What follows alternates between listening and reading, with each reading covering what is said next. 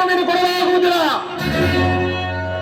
ಧರ್ಮಕ್ಷೇತ್ರವಾದ ಕುರುಕ್ಷೇತ್ರದ ಭೂಮಿಯಲ್ಲಿ ಕುರು ಪಾಂಡವರ ಭೀಕರ ಸಂಗ್ರಾಮ, ಈ ದುರ್ಯೋಧನನ ಛಲ ಮತ್ತು ಫಲವನ್ನು ಜಗತ್ತಿಗೆ ತೋರ್ಪಡಿಸಲು ಬಂದೊದಗಿದೆ ಭೀಕರ ಮಹಾಸಮರ.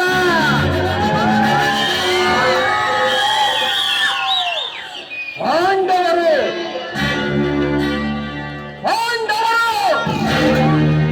ಅವರಾರು ಈ ಪತ್ರ ನಾಡಲು ಅಸಮರ್ಥರು.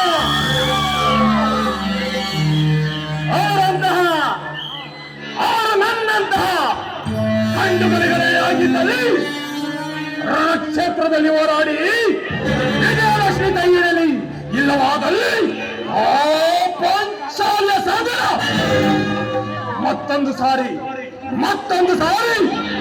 ವನವಾಸಕ್ಕೆ ತೆರಳಲಿ.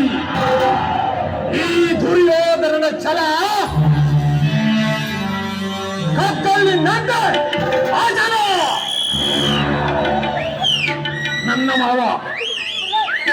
ನನ್ನ ಮಾವ ಶಕುನಿ ಸಲಹೆಯಂತೆ ಈಗ ನನ್ನ ಪಯಣ